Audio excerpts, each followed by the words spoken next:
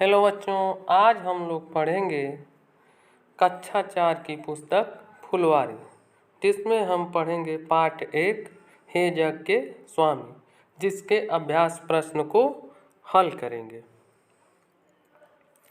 प्रश्न 1, बोध प्रश्न, उत्तर लिखिए। कविता में प्रकाश के स्वामी से क्या प्रार्थना की गई है? तो इसका उत्तर हो जाएगा, कविता में प्रकाश के स्वामी से प्रार्थना की गई है कि हे प्रभु, मेरे जीवन में भी कुछ प्रकाश की किरणें बिखराकर मेरे जीवन को भी प्रकाशित कर दो। प्रश्न 1 ख, ईश्वर को जग के प्रकाश का स्वामी क्यों कहा गया है? तो इसका उत्तर हो जाएगा, कविता में सूर्य, चंद्रमा और तारों को ईश्वर का ही रूप माना गया है, इसलिए ईश्वर को प्रकाश का स्वामी कहा गया है। प्रश्न 1 ग, कविता के आधार पर ईश्वर की महिमा का वर्णन अपने शब्दों में कीजिए। तो इसका उत्तर हो जाएगा, प्रस्तुत कविता में कवि ने ईश्वर की महिमा का गुणगान करते हुए कहता है कि सूर्य, चंद्रमा और तारे सभी ईश्वर के ही अंग हैं। कवि ने ईश्वर को इस पूरे संसार एवं पूरे प्रकृति, पेड़ पौधे, जंगल, पहाड़ आदि सबका रचनाकार बताया है। प्रश्न 2, कविता की पंक्तियों को सही क्रम में लिखिए। तो इसका उत्तर हो जाएगा, फैल रही है कीर्ति तुम्हारी, बन करके चांदनी धवल, चमक रहे हैं लाखों तारे, बन तेरा श्रृंगार अमल, चमक रही है किरण तुम्हारी, चमक रहे हैं सब जल थल। तो ये इसका सही क्रम है। प्रश्न 3, निम्नलिखित पंक्तियों का भाव स्पष्ट कीजिए।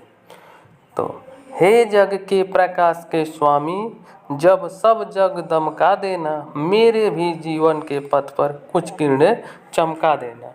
तो इसका भावार्थ हो जाएगा, प्रस्तुत कविता में कवि ने ईश्वर से प्रार्थना करते हुए कहते हैं कि हे प्रभु, पूरे संसार को प्रकाशित करने के बाद कुछ प्रकाश मेरे जीवन में भी बिखरा देना, ताकि मेरा जीवन भी सफल हो जाए।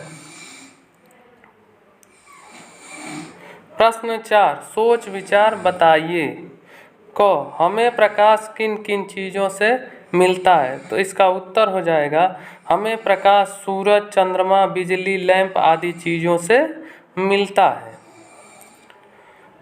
प्रश्न 4 ख, प्रकृति के किन किन रूपों को देखकर ईश्वर की याद आती है?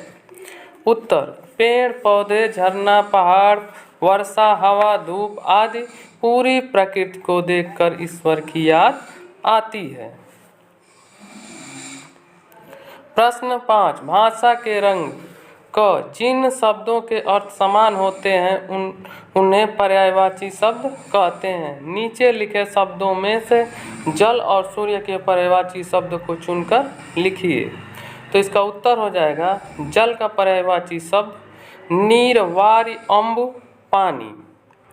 और सूर्य का पर्यायवाची शब्द हो जाएगा रवि, भानु, भास्कर, दिनकर। प्रश्न 5, भाषा के रंग।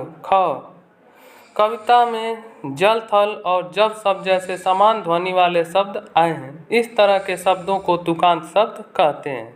इस प्रकार नीचे लिखे शब्दों के 3-3 तुकांत शब्द लिखिए। तो उत्तर, लाल, तो इसका तुकांत शब्द हो जाएगा चाल, ढाल, माल। तेरा, तो इसका तुकांत शब्द हो जाएगा मेरा, घेरा, डेरा। चमक, तो इसका तुकांत शब्द हो जाएगा महक, दमक, सबक। प्रश्न 8, मेरे 2 प्रश्न कविता के आधार पर 2 सवाल बनाइए।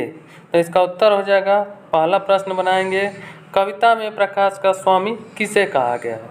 और दूसरा प्रश्न बनाएंगे, कविता में किसकी महिमा का वर्णन किया गया है? प्रश्न 6, 7 और 9 आप स्वयं करेंगे। तो ये वीडियो आपको कैसा लगा? अगर अच्छा लगा तो लाइक करें, सब्सक्राइब करें और शेयर करें। धन्यवाद।